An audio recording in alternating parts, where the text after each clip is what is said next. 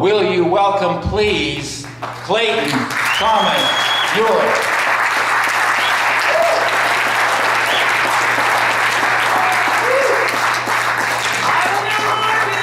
Yeah, baby. Just a disclaimer, I'm not the official spokesperson of Idle No More. That would be the 4 incredible women who founded the organization. I am one of dozens of campaigners from across this country called Canada that are organizing under this moniker. So, first and foremost, I wanted to thank from the bottom of my heart the organizers of the event, Ken, and everybody from Windsor that came together to create this space. Wanted to acknowledge, of course, this traditional land that we're all gathered in. I believe this is Anishinaabe territory. I don't know what the closest community is. Is it Wapol or? Ketchikan? Ketchikan. Okay, I just wanted to, in a good way, as a guest in this land, acknowledge those indigenous peoples whose territory that I'm in. And I wanted to open up with a song, if I could ask you for permission to do that. I brought my drum. And it's flat, sorry. I should have heated it up.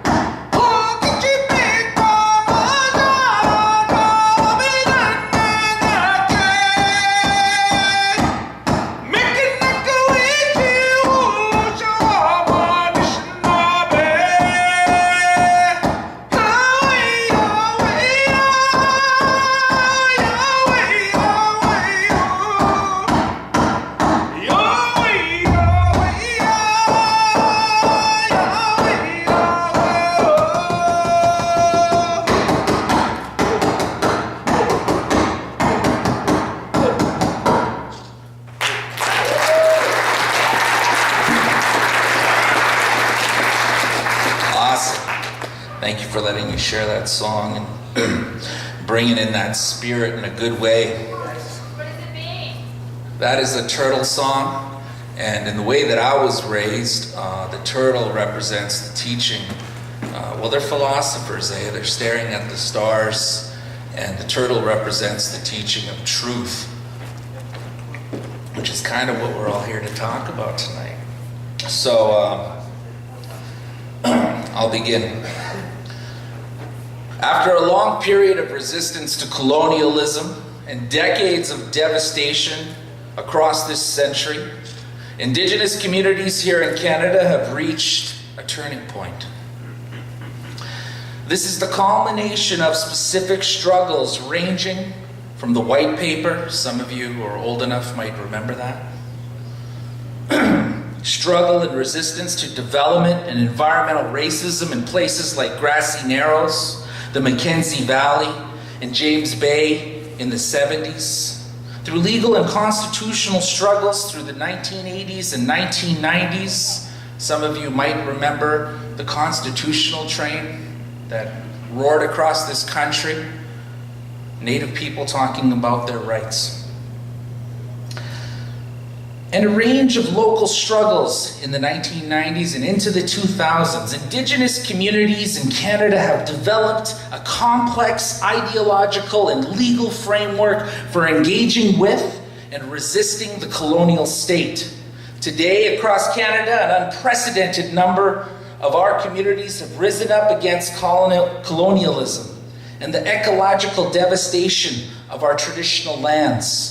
Here in Ontario, you have the communities like KI, Ardagh Algonquin, Tyendinaga, Mohawk Territory, Six Nations, Grassy Narrows, Moose Cree, Temagami, Attawapaskat, amongst many others that have developed and deployed and organized political resistance to assert their right to say no to the despoiling of their traditional lands and to govern themselves in accordance with their own traditions.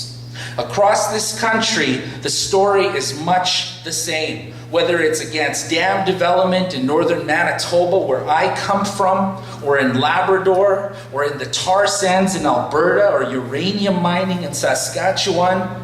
And 30 years later, a generation after this country said no, the Mackenzie Valley gas pipeline in Denida, Northwest Territories, coal bed methane in the Skeena Valley in British Columbia, or fracking on the Blood Reserve in Alberta, or in Elzapokdog in New Brunswick, with the violence of the police state against women and children that is so fresh in all of our memories.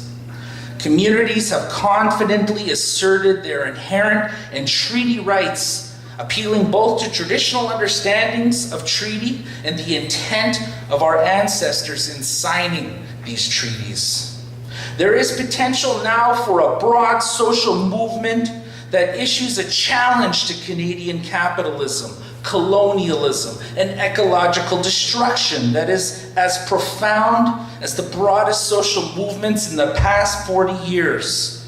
Part of developing this movement is creating spaces for Indigenous communities to share experiences with each other and to strategize with each other outside of government-created bureaucracies. It's also important is the creation of a large body of supporters who are able to articulate and to understand the issues and to intervene in ways that support rather than bar the formation of a broader movement. Enter Idle No More. Since Idle No More achieved a 1-year anniversary on November 10th, just recently, we've been working hard, and yes, the corporate media likes to say that Idle No More is not as invigorated as it was last year. Where's Idle No More? I mean, they are always trying to set the goalposts and they continually move them. That's a whole other presentation. But I will tell you that in the last year, Idle No More has been able to accumulate our own internal database of 257,000 supporters. And these are all people that have attended Idle No More events, signed up to join the movement through our very sophisticated website, and taken some online action or an action out in the streets, out in the land, supporting this beautiful young social movement. Our Twitter account has 20,000 followers, and our official Facebook groups combined has over 500,000 followers. Yeah. And this is all really amazing stuff, because Idle No More, well, you know, it's not exactly, I mean, how many of y'all heard of Rosa Parks? Yeah. And how many of y'all heard the story? Rosa Parks, oh, she was tired. She's like, oh, damn it, I'm so tired. I got no time to think about racial apartheid. Screw that, I'm going to sit on the front of the bus. And boom, the civil rights movement started. You heard that story, right? Show of hands. Yeah. No, it's not true. Well, same thing with Idle No More. You all heard the story. 4 brave women, 3 First Nations, 1 from a settler background, got sick and tired of hearing about this ridiculous policy agenda of the Harper conservative extremist government in the form of Bill C-45, and decided to do something about it, to organize workshops in communities in Saskatchewan, and to start the Twitter campaign with the hashtag Idle No More, and boom, big movement, right? Well, it's just like Rosa Parks. Okay, that's not the case. Rosa Parks was a sophisticated civil rights activist that was taking action as part of a broad movement machinery, okay? Well, she was sitting on that bus, you know, there were people sitting at lunch counters having food dumped on their heads in Mississippi and Alabama and all kinds of stuff. It's the same thing with Idle No More.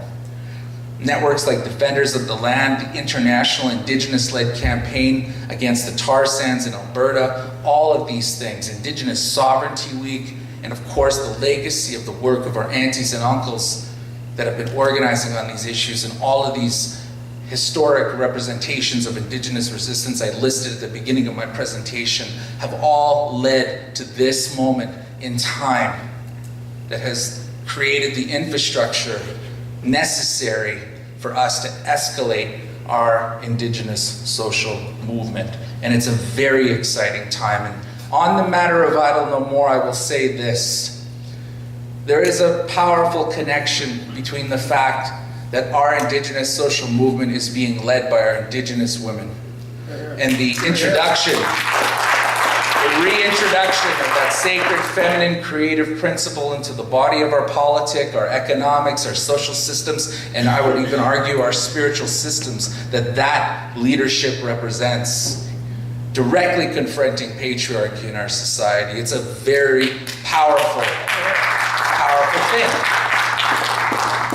Especially in a time when the state of Canada and this federal government refuses to address the violence against Indigenous women in this country. Over 600 murdered and missing women. Shame on this government and shame on the police apparatus of this government for not finding justice for those families. But the metaphor between that failure of the state and the economic policies driving our economy right now that have impacted everybody in this community in the manufacturing sector, these extractive industries, raw export style economic policies that represent the most violent acts against our most sacred mother, Mother Earth. There is a connection, and that is why Idle No More and the leadership of Indigenous women is so incredibly profound during this moment in history.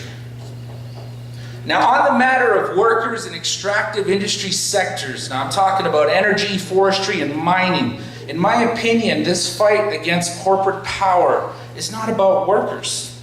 Our people are in a state of economic blackmail by these companies and the policy approval, oversight, and enforcement legal regime that they are self-managing due to a lack of government oversight. This is especially prevalent in places like the Alberta tar sands and now everywhere across Canada in a post-Bill C-45 era. If presented with options, I do not believe that our people would choose to gain their livelihood from poisoning our water, our earth, air, and self. They would rather have those sacred things remain healthy so that they could continue to sustain our children forever. The fight against corporate power must target corporate CEOs, corporate boards, shareholders, and the banks that finance them through an economic paradigm that tells us it's okay to sacrifice people, the commons, our values, and everything under grandfather's son at the altar of irresponsible resource development and economic policy. This economic system allows these individuals who all have addresses, names, and telephone numbers, I'm just saying, to continue to make profit and line their pockets at the expense of frontline communities, of workers, of the environment, and of the health of our ecology and our own well-being.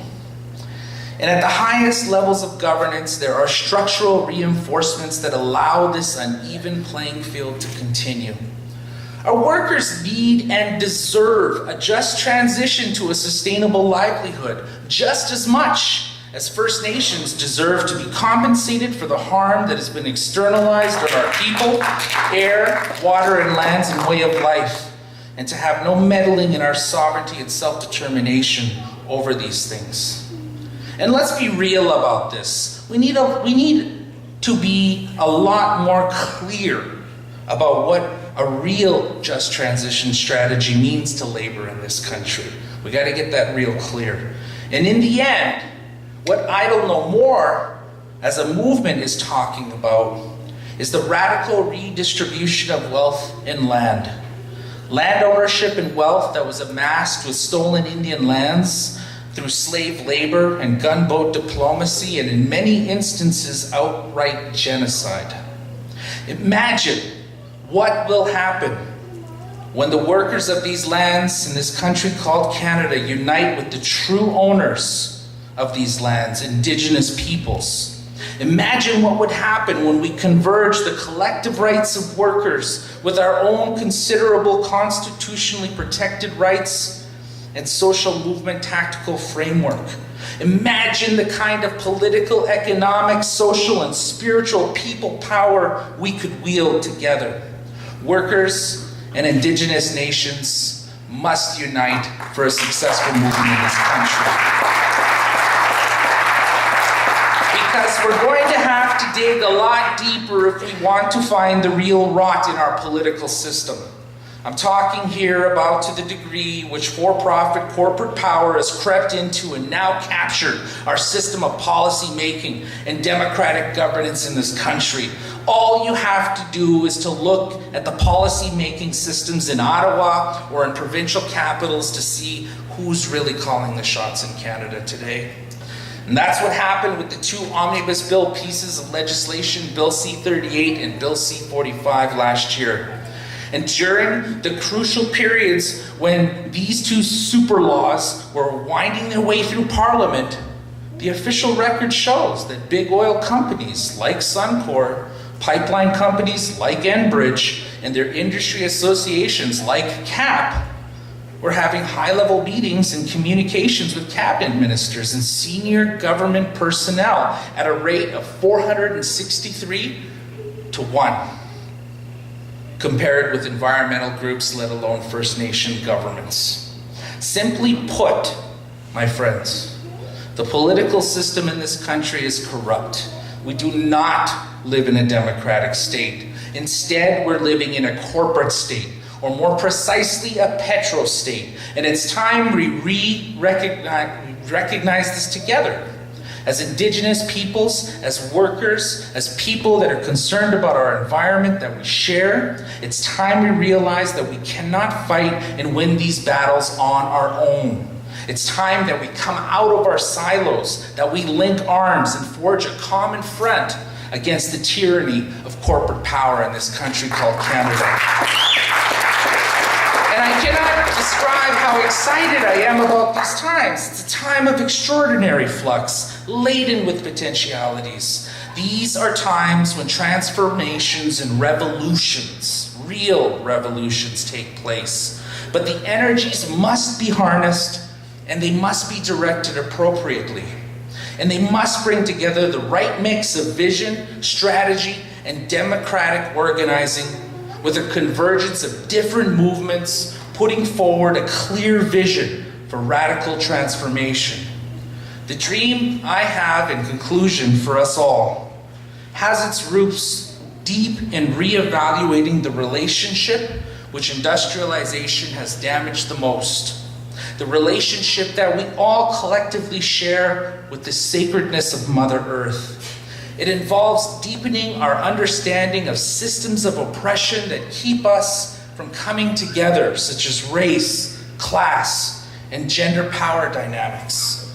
It involves us coming up with comprehensive strategies that embrace an intergenerational approach to strengthening our movement for justice. It involves us not sacrificing one population and their way of life so that others can thrive.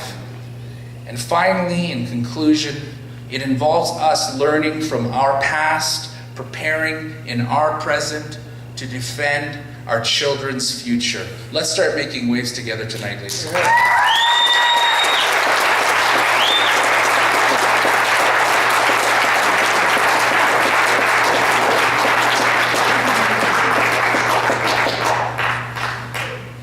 That's great, Clayton, and I think it's an extremely important start off. We're talking about the original people of this country and the leadership that is now rising from them. And I want to acknowledge, just before we move on, just want to acknowledge a couple of people here that are with us this evening. Vanessa Gray from Sarnia, who is an Indigenous peoples organizer. Would you stand up, please, Vanessa? This is Vanessa Gray from Sarnia, next door.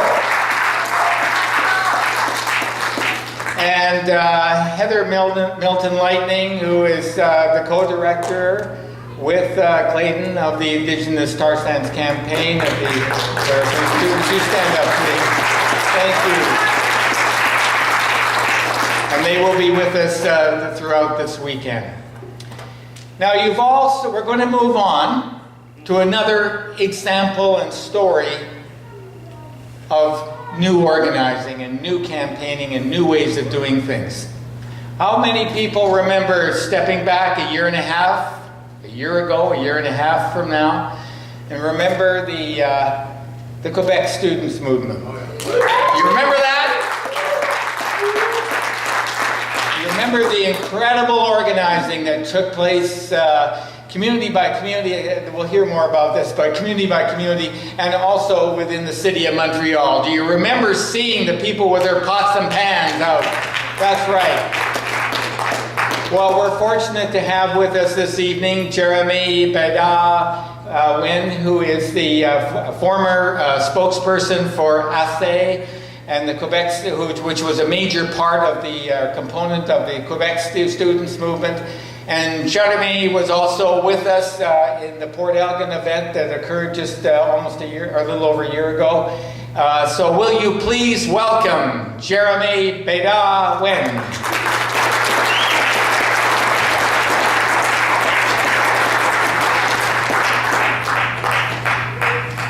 Thank you. My thing might be a little longer since I don't have the rapturous flow of our friend Clayton.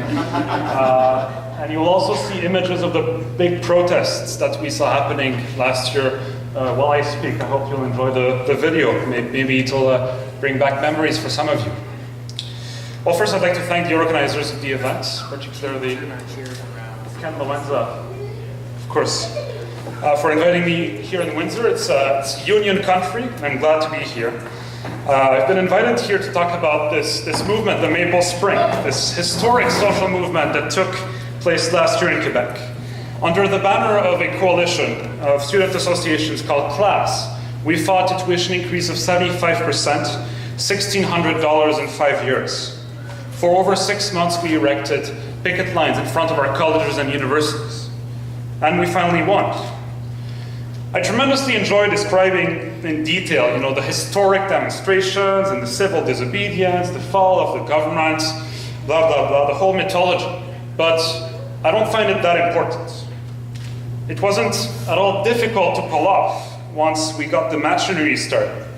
The bulk of the work that made the Maple Spring possible was achieved prior to the first general strike votes. It was achieved 2 years before the big demonstrations started. What became the Maple Spring was first conceived by a few dozen people in dirty union locals. 17-year-olds, 19-year-olds, 21-year-olds, far away from the spotlight, spending a little too much time away from school benches, choosing instead to agitate and organize. None were paid to do it. Most lived in precarious conditions. The struggle against tuition increases was for them a material struggle. It was about their own future in universities being compromised. Back then, our movement was far away from media. This general strike seemed like a far-fetched idea. Far-fetched because we were up against not only the well-oiled machinery of the Quebec Liberal Party, but also their ideology. Far-fetched because we had little money, we had no fancy communication strategy, we did not pander to power. It was far-fetched because we had been told time and time again that our generation was egotistic, apathic, that we would not rise to defend our rights. And this is not an unusual starting point. Most great political tides come out of nowhere.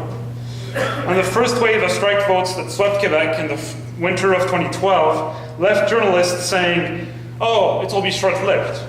It would end the next week. Then it lasted another week, and another week, and another week. And it grew every time our government made offers to the students. Now, the journalists and political experts were scratching their head. They did not know what to make of it. They were waving their little pens. This is like a typical pastime of Radio-Canada anchors. And they were wondering how we had done it. And again, when the tide rose to include hundreds of thousands on the 22nd of March 2012, and again when 250,000 Canadians Quebecers, but also Canadians from all parts of the country, marched illegally on the 22nd of May against the repressive Bill 78. I still can't believe it. I myself wave a little bit sometimes, and I still wonder how he did it. Was it the product of a perfect storm? Was it because, and I hear this quite often, Quebecers are kind of born protesters. They have like this inner culture of resistance that other people don't have. The answer is much more complex, of course. Let's start with what we were up against, this all-powerful right, represented here by 9 years of liberal Charest government. The right has many advantages. It's in government, that's quite obvious, when it's elected. The unelected right here actually has more power, and by that I mean the lobbyists, I mean the private sector, I mean the university principals and the international institutions who are arguing for privatization of the universities. The right is also extremely well funded. My organization had a budget in the low six figures. We had no strike fund because there was no strike pay to issue.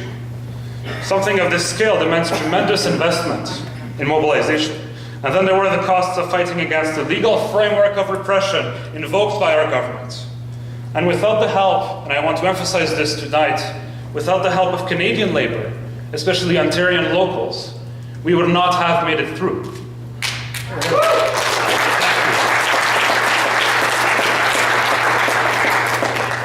By contrast, I don't even know what Justin Trudeau's pretty hair pulls through every month. Probably quite a lot of money.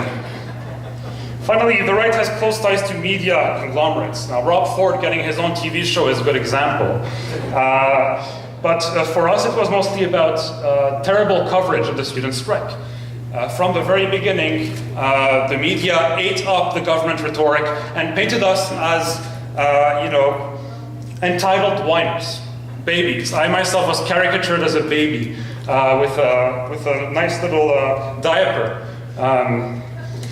And we were really whiners. We were profiting off the state. And it didn't matter that 7,000 students would not be able to go to university. This was completely negated by media coverage. This right-wing infrastructure is a powerful propaganda tool. By elevating the individual above all else, it breaks what ties us together. Even political action becomes a profoundly individual gesture. It's reduced to one act. It's reduced to voting every 4 years. Is this what democracy really is about? I don't think so. And I don't want to learn from that right. These attributes are what ties this profoundly unjust worldview together. Big money and advertising as politics is what they use to keep Canadians from exercising their democratic rights. We cannot win by emulating what they have perfected through 30 years of war against the working class. How did we win then? We won by learning from others. First, we learned from the movements against austerity in Europe, in the United States. We learned from student movements in Chile, in England, who had struggled against the same currents of privatization. But most importantly, we went through our own history. When a tuition increase was announced, we looked through our archives. 1969, 1974, 1984, 1996, 2005. General student strikes protected Quebec universities forever, many times throughout history. This is how they are still accessible.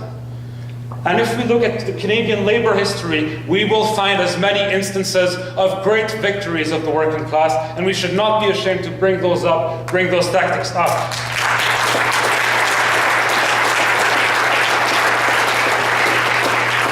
The right wing was not going to expect a return to the old tactics of union militancy, and this is what they got in Quebec. They expected us to play by their rules. We threw those rules out.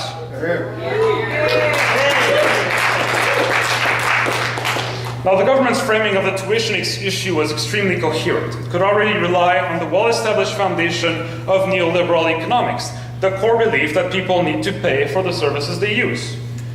That public services have to be funded by individuals rather than by the collectivity, by the state.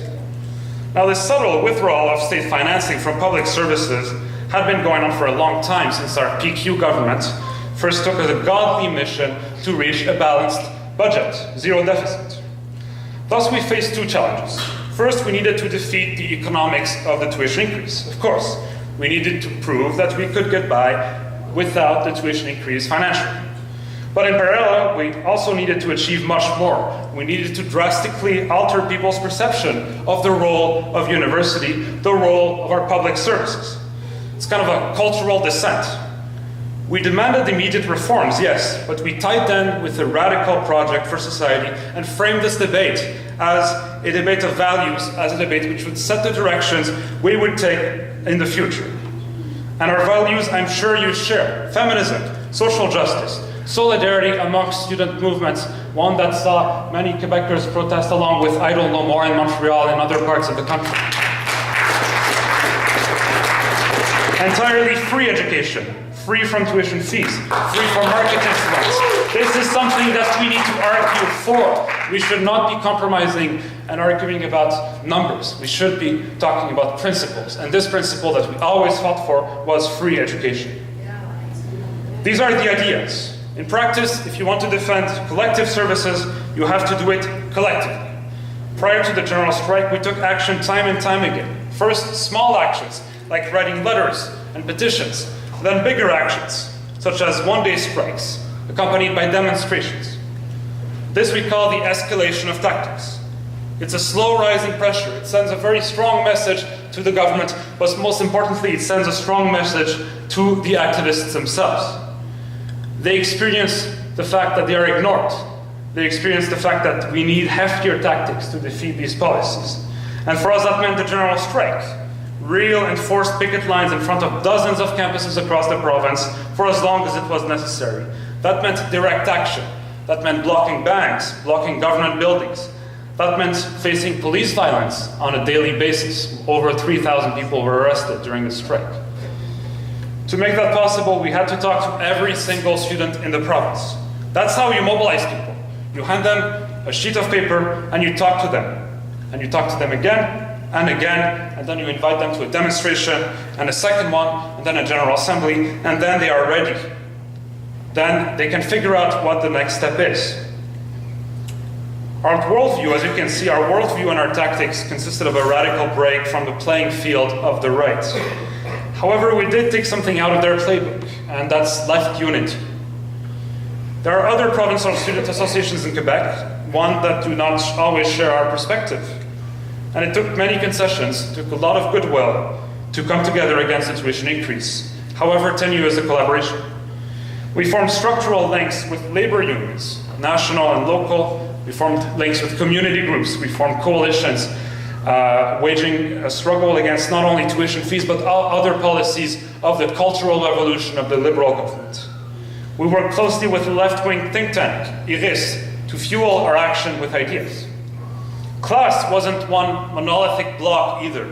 As one friend often puts it, it was a historic coalition between anarchists, socialists, and social democrats.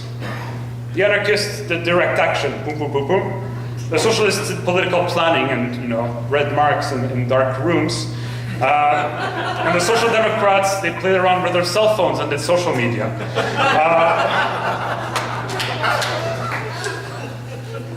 We cannot afford to be divided, yes, yet we cannot afford to completely whitewash our differences by convincing ourselves action should always precede political debate. And one debate that we didn't have, Ken Loenza did ask that I talk about shortcomings. One debate that we didn't have was the electoral question. In early August 2012, our movement was still going strong. We had over 160,000 students on strike. We thought it would go on pretty much forever. And seeing that it wasn't a deadlock, our government called early elections. This is something we had not planned for. We defeated the government, fine, but what now? We were left stranded, paralyzed. We had taken strong stances against any collaboration with political parties, but we also knew that if we advocated voting in principle, we would favor the current party in power, the PQ, which has now raised tuition fees again. At the same time, I fully understand why we were left scrambling for a solution. A few days ago, I was lucky enough to be in Prague, and I was sharing a round of delicious Pilsner with a few friends, all of whom are very politically involved. They are not anarchists. They're not ideally opposed to parliamentary politics. But when I asked if they had vote in last month's election, everyone said no. No, no, no. I was surprised. I thought maybe they had been in a drunken stupor. I hear this is a regular occurrence in Ontario. Maybe you can relate. But I don't think so. I think in the Czech Republic, the political spectrum is slowly being squeezed to the center with the same austerity policies straight out of European Union institutions being imposed to all countries by both left and right-wing parties. Many of our own friends in Quebec did the same thing during the last federal election. You know, I myself would like to vote for a party that actually advocates for raising taxes on the rich. We don't have that in Canada. Our movements may never solely rely on electoral politics. And in 2015, we will have to marry our will to defeat Stephen Harper with our will to enact lasting, profound change by attacking ideas, not individuals or political parties. The questions of how we will make that happen, to me, is closely tied to how we conceive ourselves to be. The 17, 18, 20-year-olds who first dreamt of the Maple Spring are still around, although few of them actually took part in that movement. They are still unpaid, they still live in precarity, but they still organized out of rage and despair and out of hope for a better future. In this very moment, as I speak, in Toronto, in Montreal, in Barrier Lake, in Quebec, or in a Catholic high school in Windsor, they are organizing against austerity politics or against the destruction of our environment. They are fighting the racism and sexism deeply embedded in Canadian society. They are scheming for an alternative. They are the alternative. And these people are the grassroots. Now in Quebec, we call it direct democracy. It happens in vast, leaderless general assemblies. And it's about empowering people who are not in this room. It's about seeing ourselves as facilitators rather than leaders, spokespersons rather than presidents. But there is a catch. It means giving real day-to-day ownership of our movements to a mass of people who will give it shape, direction, collectively.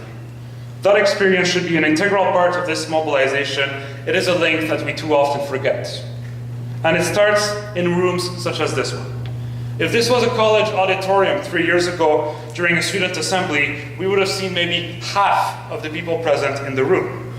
At the height of the strike, we would have needed 5 of these auditoriums filled to the brim with students who want to defeat a tuition hike, march in the streets, and take part in a radical political movement. And that meeting would have lasted 3 times longer. We have a struggle to wage, but our members, colleagues, friends, comrades are not soldiers in an army. The Maple Spring was made up of men or women who felt they were part of something bigger than themselves, bigger than any single person, bigger than the leaders, bigger than the stakeholders and key strategists. That's why they believed they could block the hike collectively, and that's how they blocked the hike. That's how we disrupted Canadian politics and the political consensus around privatization. That's how we brought an entire government down, and if necessary, we will do it again collectively.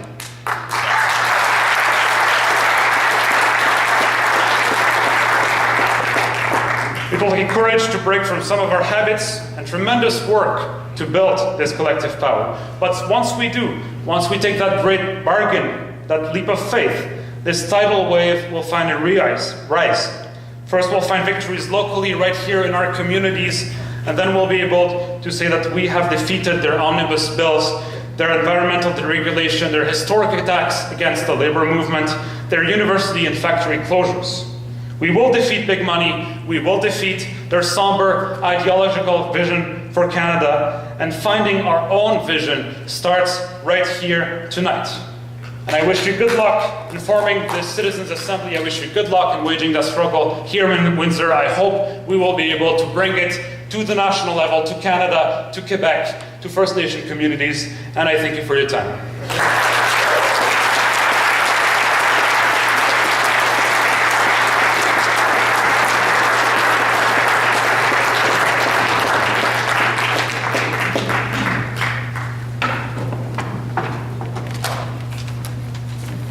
Well, you're feeling it now? You feeling pumped up a little bit? Night after night on the television screens, we saw those people in the streets. Amazing what was happening. And that kind of outreach and that kind of organizing doesn't happen overnight. And we've learned a little bit, I think, from what Jeremie has shared with us about that. How many students are in the crowd here tonight? Anybody? All right, stand up. Students, stand up. No? Young workers, young workers. Anybody from consider? Hey, there we are. Okay, it can be done. It can be done. I also want to acknowledge, before moving on, I just want to acknowledge Joel Davidson Harden. Joel, are you here, right? Joel has written a tremendous book, Quiet No More.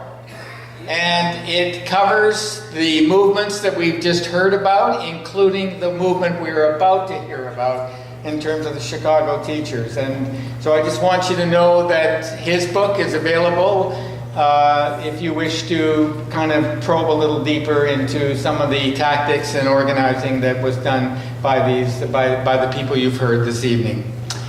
Well, that brings us to the third dynamic speaker for this evening. We have across the river and to the west, moving from Detroit to Chicago, the Chicago Teachers Union, and the incredible work that they have done and the story that lies behind it. I'm not going to say anything more about it, but simply to welcome, please welcome, Matthew Luskin from the Chicago Teachers Union, an organizer with them.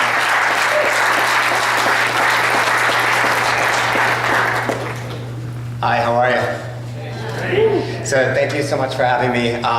Ken suggested that I start by giving a little bit of context to what we had been facing in Chicago and how the strike happened. And Canadians really relish when they get to tell an American, you know, you're from this little country that nobody knows anything about and people aren't familiar with. So I'll make sure that I get to do this.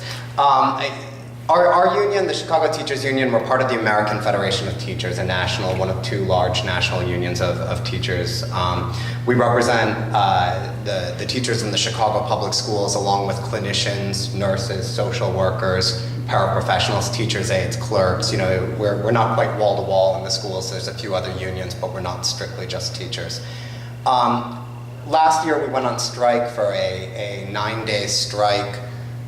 Roughly 25,000 of our members out on the picket lines across the city with, you know, mass mobilizations, and what was seen as a very political strike compared to what we're used to in the United States. Not that we're used to many strikes at all of any flavor, but, you know, much more so than most. But, you know, if the conversation tonight is about organized people versus organized money, let me give you a little context on what the organized money was doing in the city of Chicago at this time. So we were up against a massive corporate and political assault on the union, very public attacks on our members and public education across the board. U.S. public education is a system that, it's hundreds of billions of dollars across the country that there are many corporations that would love to get their hands on. But while privatization is a big part of the program, I want to be clear that that's not all of it. That while there are many corporations looking for ways to profit directly off the education system through privatization, there's an agenda that's broader than that. Part of it's about the busting of our unions and the impact we have on the political system. Part of it is actually not about profiting off of public education, but the massive defunding of public education, protecting low tax rates for billionaires and corporations. Part of it is about broad efforts to de-skill, deprofessionalize, and disaggregate employment in unionized sectors. Part of it is about, you really can't avoid race when talking about public education in the United States, especially the targeting of urban school districts for reform driven by billionaires across the country, and that's what we've seen. The impact of these corporate interventions into our school systems is overwhelmingly felt by students of color, parents in those communities, in low-income Black and Latino communities, and frankly, even the attacks on public employees. And we as a labor movement do not talk about this often enough, that an attack on public employees in the United States, especially in the urban centers, disproportionately means an attack on Black working class families, right? And that this is central to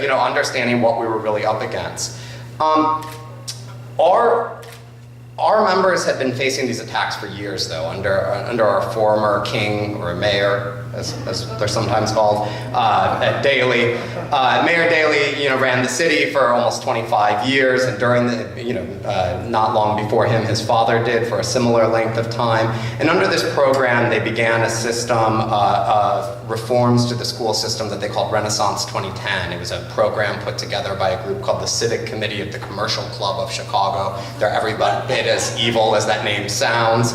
And they put together a program of massive closings and privatizations exclusively in Black and Latino neighborhoods in the city. So during the period well before this strike happened, our city had already seen actions, school actions, either closings or privatizations at nearly 100 schools.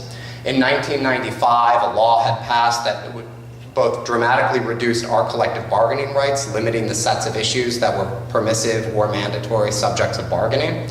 But it also, directly intervened on the school system itself. There was a real loss of democracy, handing mayoral control to the Board of Education. Chicago is the only city in the state of Illinois that does not have an elected school board. It's appointed by the mayor. There were attacks on teacher quality, sort of a push for expansion of testing as a way to root out those evil, bad, lazy, greedy teachers.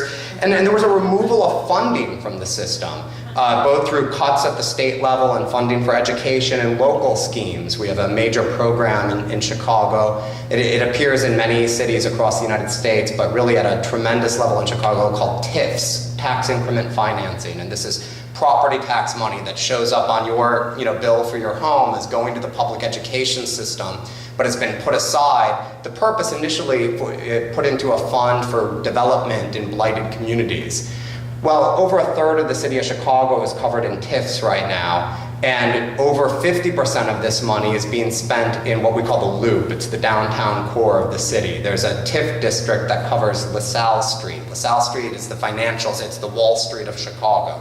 It's the financial sector of the city of Chicago. Hardly anything you could call a blighted community.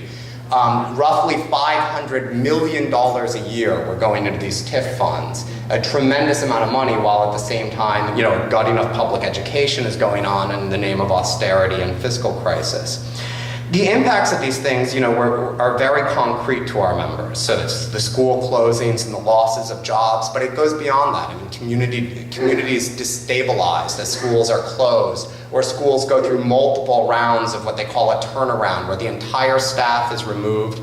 The local school council, so the elected board of parents and teachers that are supposed to oversee principals, are removed, and a private sector manager is brought in. And then 2 years later, when that didn't improve, when it turned out that removing all of the people most invested in improving the school didn't improve the school, then they shut the school down for failure to perform. So, entire neighborhoods that this impacts, whether people stick around in the community. There was a loss in the city of Chicago in a 15-year period of 45% of the African-American teachers in the city of Chicago gone from the system in 15 years. We have overcrowded classrooms, special ed students don't get their services met consistently across the board. The ramp up of testing brought us to a point where right now, and if you're in the city of Chicago, students as young as preschoolers are subjected to mandatory standardized testing a minimum of 8 times a year. Illinois is number 49 out of 50 in the United States for per pupil student funding in education, and in our city, we still watch this TIF money flow out of the system while the Board of Education says there's nothing we can do about it. These things have only gotten worse. Over 150 schools in the city of Chicago without libraries. It is now regular, if you're in a low-income community, that your school does not have an art teacher, does not have music, does not have any vocational programs left, no world language.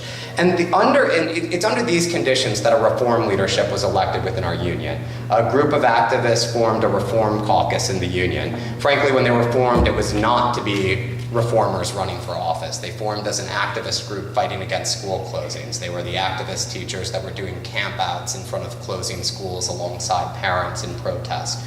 They had won a couple of battles, getting a couple of schools removed from the closing list, and eventually they decided it just wasn't tenable. Like, they didn't have big electoral ambitions within the union, but that it wasn't tenable to continue this fight if the union itself didn't shift in this direction, and they ran for office.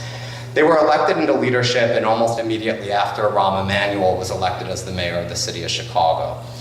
Rahm Emanuel came in, and this entire agenda that I've been talking about was only ramped up.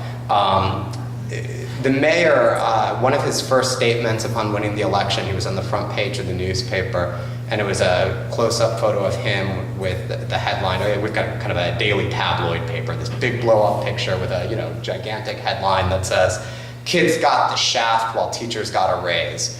And that day, walking into schools, multiple members of our union just standing there sobbing. They were so just insulted and hurt, by how they felt about this. Which, lesson one right there, the notion that things get bad enough and that's what provokes people to organize just isn't the case. The reality is our membership was absolutely demoralized. A string of attacks came out. He instituted a new board of education. He appointed his new board of education, where we had spent years and years saying the board of education was doing the bidding of the businessmen and billionaires. This was no longer rhetoric. This is who he appointed to the board of education. Penny Pritzker, who Obama just made the Secretary of Commerce. She's the billionaire heir to the Hyatt fortune. Major funder of charter schools and school privatization across the country, has multiple private charter schools named after her. She becomes, a member of the Board of Education.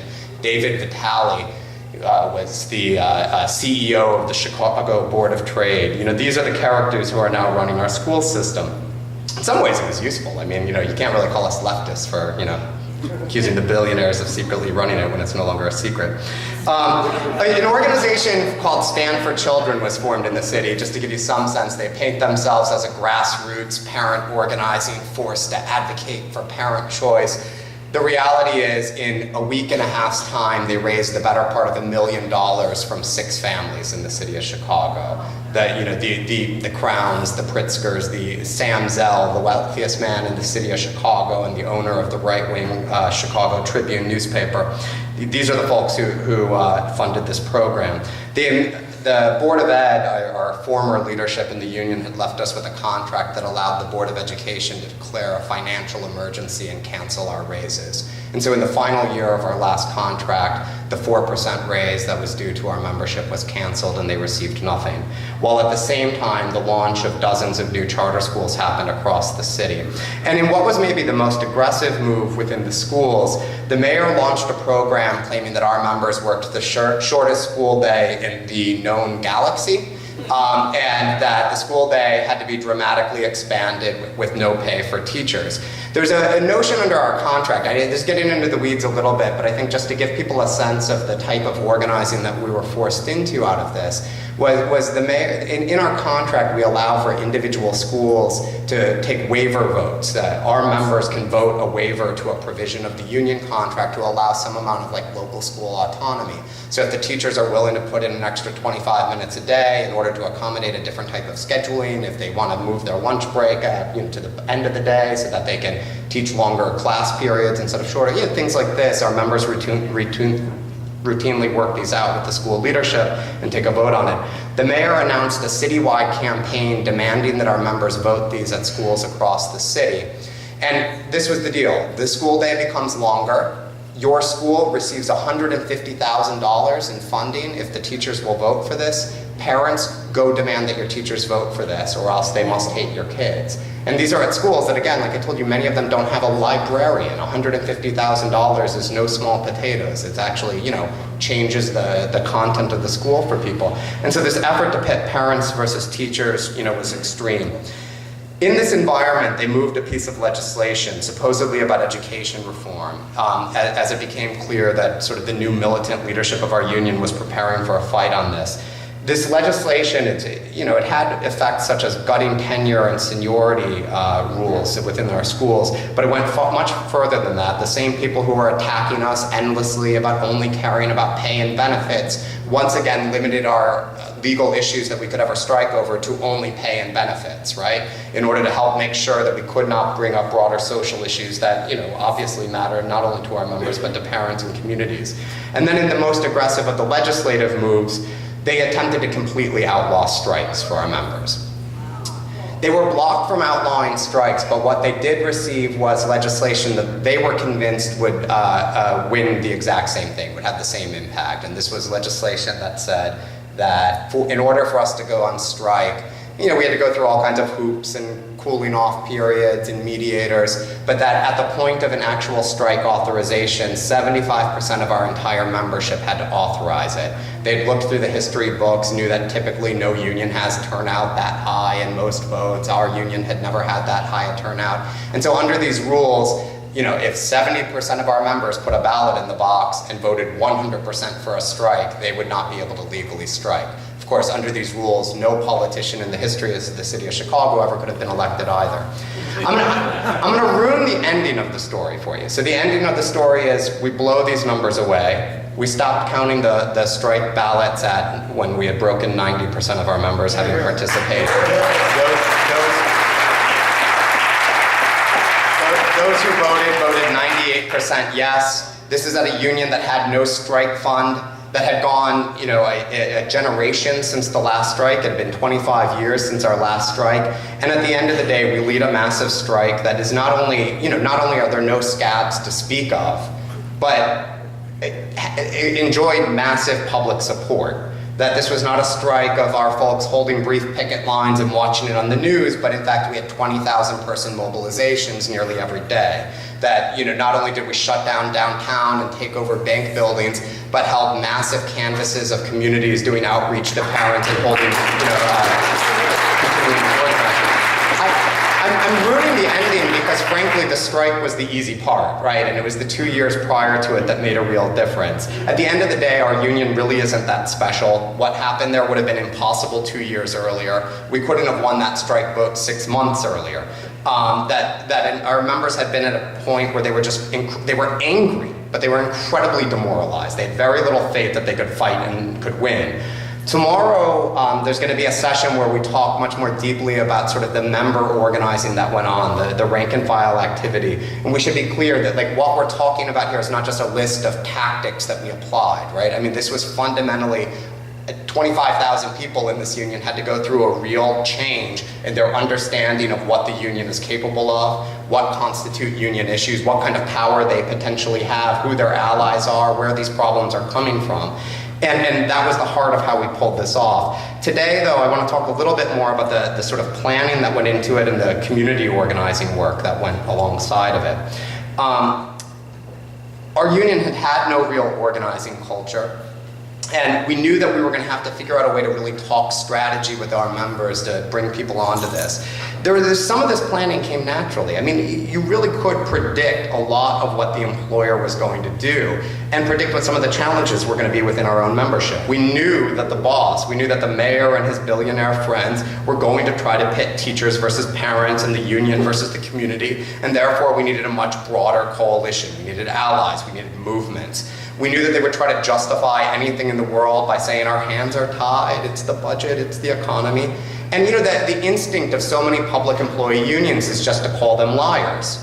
And it's hard to get out of that because they are liars, right? But they're not just liars, they're not liars for fun, they're liars for profit. It's there's a reason why they've got this story about the economy, and we had to talk about the real reasons of the budget problems. At the end of the day, the school district does have financial problems. It's just not because the lunch lady can see a doctor, It's actually about a much bigger set of things. It was about what had happened with the banks. It was about what was happening with who leads the city. It was about the TIF funds. It was about these interest rate swaps, these rip-off deals that banks have with our school system. It was about a much bigger picture, and we knew we had to turn towards that and talk about it. We felt like that was taking the real offense.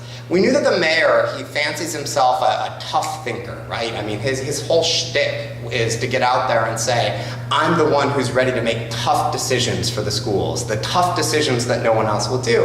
And we had to be in a position to say that deciding to close schools in African American communities, deciding to take resources from the communities that are most underfunded to begin with, that are least politically represented to begin with, that's actually the easy decision, right? The tough decision would be to say no to your golfing buddies. The tough decision would be to say no to the people you go to the opera with, right? So let's actually out-reform the reformers and put some real demands on the table, which really got to one of the discussions we had to talk about with our own members. The advice, many of our members were terrified of this fight, and rightfully so. And the advice coming, and this is being honest amongst all my closest friends in Windsor, the advice coming from every corner of the labor movement to a union that was led by, it was walking into the biggest labor struggle in the United States, but had until 2 years prior all been rank and file classroom teachers.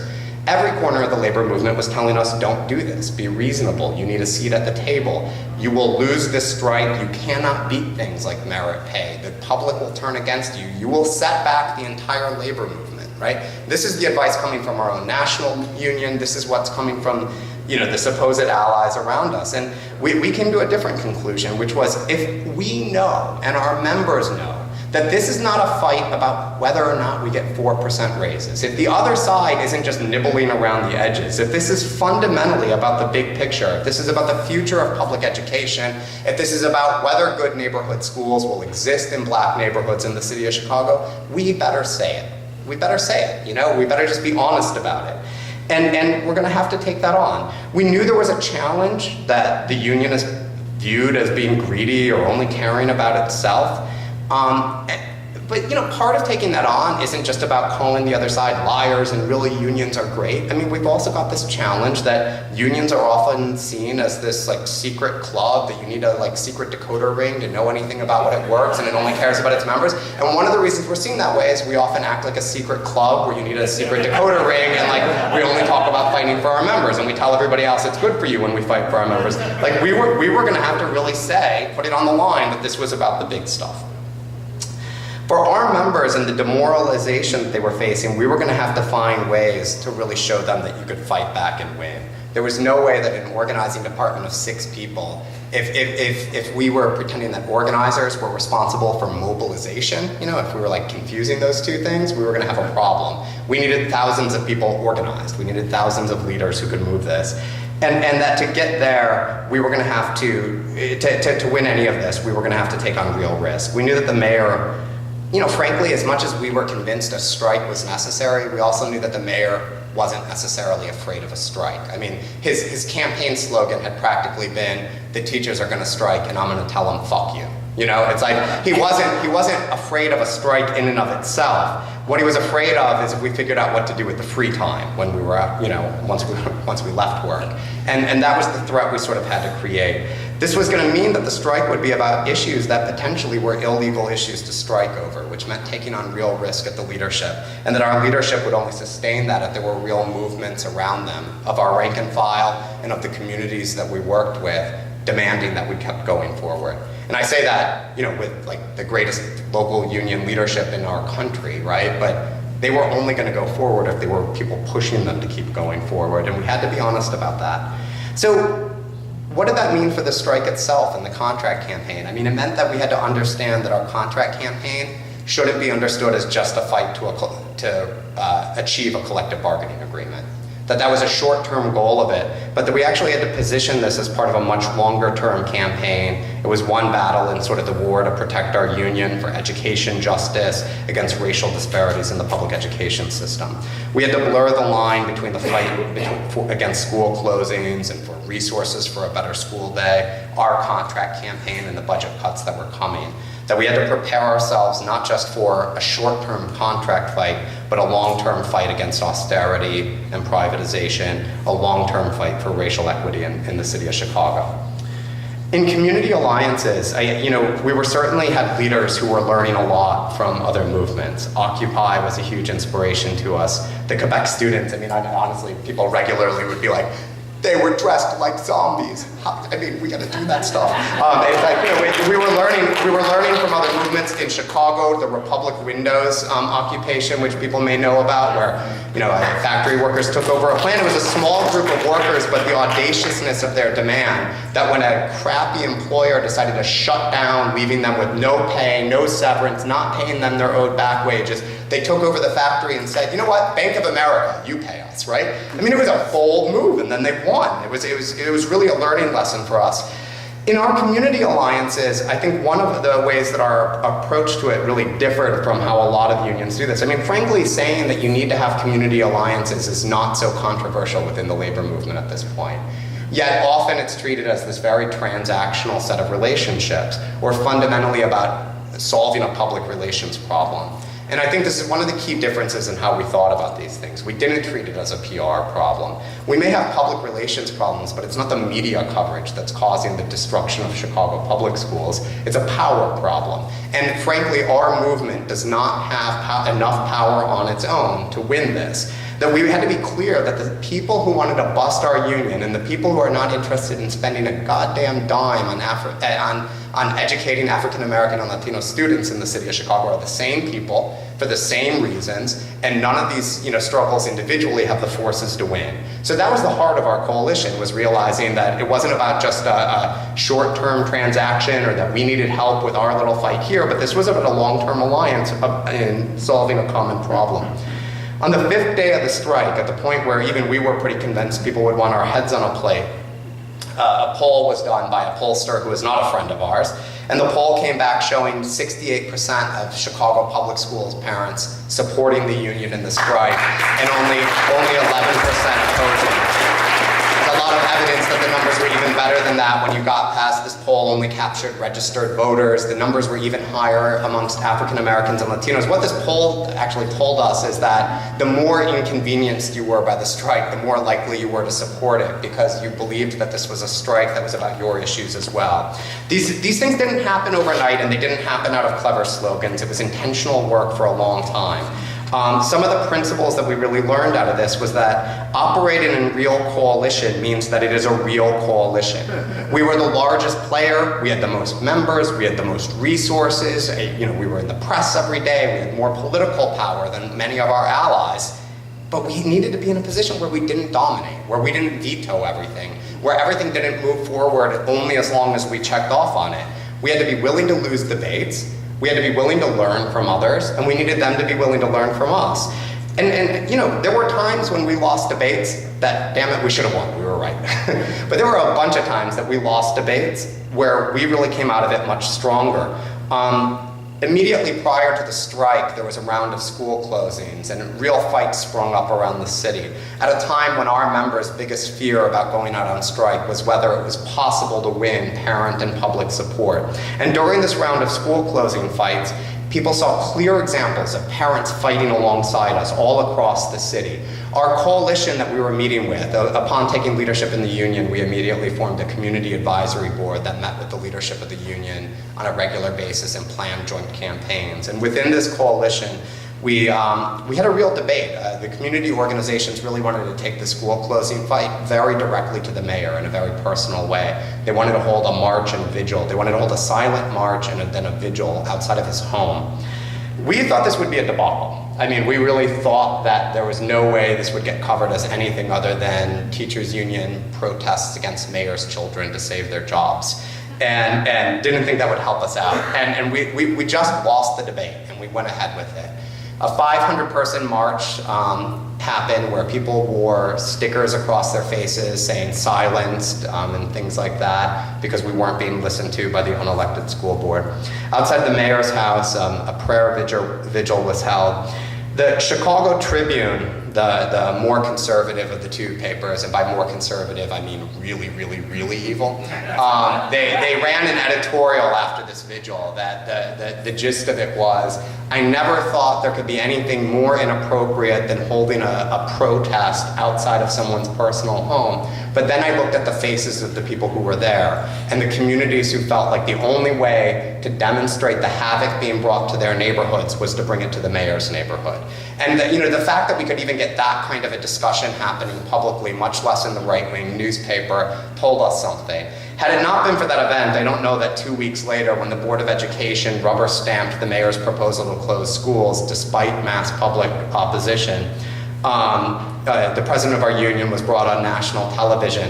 And while internally we had always talked about race and amongst our allies, it was the first time she was really on national television talking about Chicago's apartheid school system. And it was a huge leap in our rhetoric, a huge leap in our confidence to sort of directly take on some of the driving factors of what was happening. And so we learned out of these coalitions by being willing to lose these debates. Another key thing, difference I think on how we've approached this and how many labor unions have is we don't conceive of these relationships between us and the community organizations as just a relationship at the top of the organizations. They're not based on the goodwill and chummy relationships of the union president and the executive director of some NGO. Despite the fact that these are some of our closest friends and there are those relationships at the top, we understood that these actually require deep membership investment. We have talked to our members about it, we have talked to them endlessly about the importance of it, and it's gone beyond that. Rank and file members join these community organizations. They show up at meetings representing both the union and the community group that they're involved in. They help those organizations grow by calling them in and connecting them to their parents. At the end of the day, community organizations that were most reluctant to join such a kind of militant union around these things, community organizations that might have contracts with the city and things like that, we had to win them over. And frankly, a speech from our leadership wasn't enough to prove that it was worth the risk that their organization was taking on. It was our members showing a deep dedication and belief in this. It was their rank and file members of these community organizations demanding that they get involved in school closing struggles that brought some of them with us. And these were crucial elements of building, a coalition that wasn't just there on paper and at press releases, but was really there when we needed it at the moment of the strike, at the moment of the school closing struggles. These also took a willingness for us to go on the offense, which meant that. And I want to say something here. Again, I feel like it's very common for unions that say we need to turn towards communities and social movements to want to grab onto this rhetoric of we have to show it's not just about us. We have to show that we're willing to not just demand raises for us. Let's not demand raises. Let's win something for the community. Which strikes me exactly as the boss's argument, to say that these things are at odds with each other, to say that somehow it's like our members' pay or shot at getting to retire is what's keeping the community from getting these things. In fact, what we were trying to say is that it's both of these. That in fact a win on one of these areas can be a win for both, that we need to weaken the forces that are attacking both workers' rights and the broader educational demands of the community. We needed clarity again that these are complementary demands and that the solution is going to be more power, that the solution is going to be taxing the rich, that the solution is going to be democratic control in the community, that a victory on one front moves the movement forward. When we settled our contract, when we came to a tentative agreement and it went to a vote of the membership, probably the biggest voice within our union of opposing an ending to the strike was amongst some of our most radical activists who were afraid that we had not won enough on air conditioners in our schools for the summer, that we had not won enough on additional art teachers, that we had not been able to lower class sizes, and that the community organizations would feel sold out.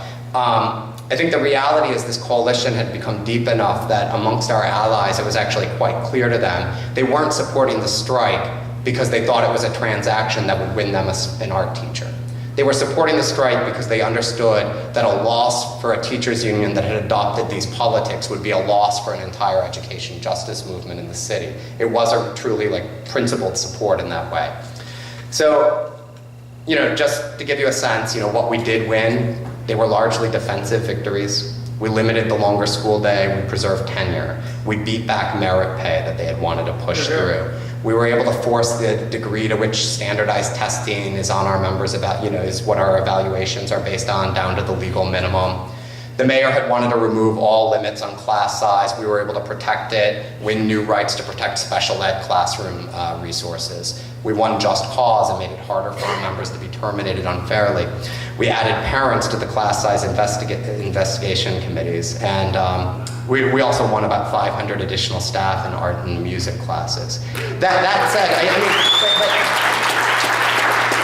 but don't clap for that part, because really it's like they already laid off those 500 teachers. And most of these economic victories are very minimal. The victories that truly mattered, and the overwhelming majority of our members and allies understand this, is that what we won was about what would happen next. That when we were bargaining over what kind of benefits our members would have if a school was closed down, it wasn't just about the payouts to our members. What we were fundamentally negotiating over is how expensive is it when you want to shut down half the schools in black neighborhoods in the city, right? We were bargaining a protection against that and had a way to really talk about it. So what we won out of the strike was a shift in those sets of forces in the city. What we won out of the strike was that when the mayor, immediately following the strike, attempted to close and did close more schools than had ever been closed in any city in the United States in its history. You know, when the mayor chose to inflict Hurricane Katrina on the city of Chicago, that tens of thousands of parents mobilized against it. That parents who are not anti-charter school for the first time were mobilizing against charter schools, not out of ideology, initially anyway, but out of a belief that, you know, expanding the charter schools and privatization while at the same time removing resources from communities most starved of them was a real problem. Student organizations that bubbled up and then started doing walkouts. School strikes happened amongst high school students on standardized testing days in support of the school closing campaign. A link that, frankly, we hadn't even had the confidence to sort of link those two sets of issues, and the high school students have been leading the way for us. The largest charter school chain in the state unionized. And while many of those charter school teachers, you know, they wouldn't say they love our union and they're not as militant or left or whatever as us, the strike fundamentally changed the temperature of the waters they were swimming in, right? The idea that a union wasn't just about pay and benefits, but was about pay and about benefits, but also about fighting for the resources we want, that we can advocate on immigrant rights and on education reforms, that, you know, that became a real thing that they could take on. That the split was not between teachers and parents has become clear, and in fact, at this point, it's quite sharp that the split in the city is between the mayor and his allies and the African American community and public education advocates. So we haven't won this, right? But the lay of the land has dramatically shifted, and I think that's the victory of the strike. New coalitions have popped up that are very exciting around community organizing, around corporate targeting on these campaigns, around progressive income taxes and other issues. But I also want to end by being very honest about this. There's real limitations to it all. Externally, there's been a big shift in the lay of the land to community organizations in the city of Chicago. The community groups that have made a decision to really fight, to take on huge new risks, to be willing to ally themselves with us and this broader coalition, it's really exciting. I mean, you know, we are sitting with community organizations who a couple years ago never would have had this discussion about launching an independent political organization, about running our own candidates in the city of Chicago. That said, you know, within the labor movement, this shift has been much smaller. It's quite frightening the degree to which, you know, labor union leadership, because of the risks involved, because of the risk of retaliation from the mayor, because of the fear that you can't get your members there, aren't willing to take this on. Our general experience is that it's a little bit different when you go a few layers down below the union leadership, that amongst, you know, rank and file workers in the city, there's been huge support during the strike. Support coalitions came up as ways for rank and file activists to become a part of it. But our ability to bring the union leaders along has been challenging, and it's something that we've got to grapple with. Internally, there's real challenges too. While we're very proud, and I think rightfully so, of the coalition we've built around public education, it hasn't gone far enough beyond the set of public education issues.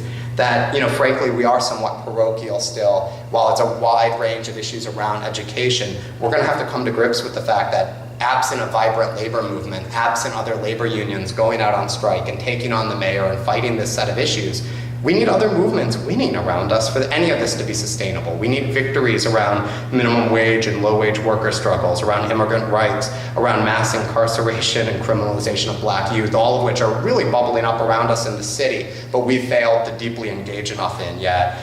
We've got a challenge that we sometimes substitute community organizations, kind of their official leadership, for the actual communities. That the reality is, CTU does not represent the American working class. Most community groups are small and struggling to be able to represent their communities as well. And we're going to have to figure out how our members can play a bigger role in helping organize the communities around them.